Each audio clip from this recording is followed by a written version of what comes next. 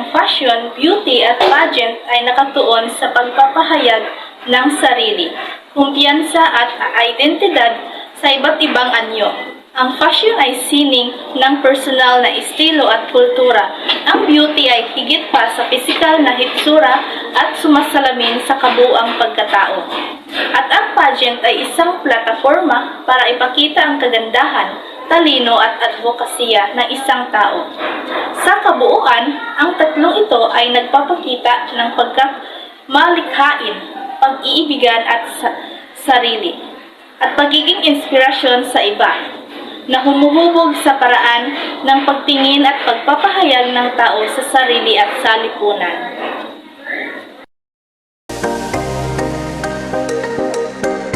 Sa diaryong ito, narito ang isa sa bahagi ng pamamahayagan. Ito ay ang seksyong pangnegosyo.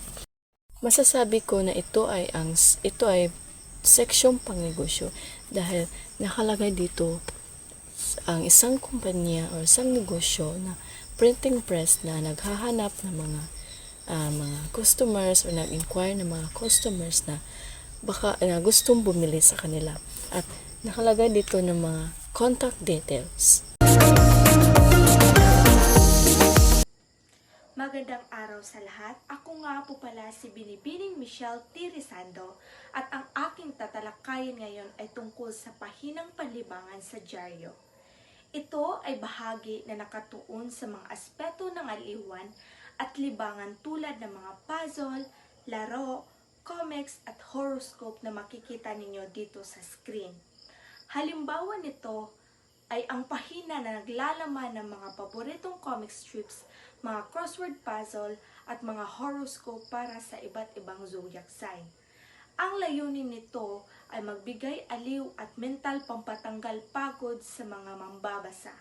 Sa halip na mga seryosong balita, ang pahinang ito ay nagbibigay diin sa kasiyahan at paminsan-minsan na pag-iwas mula sa pangaraw-araw na alalahanin.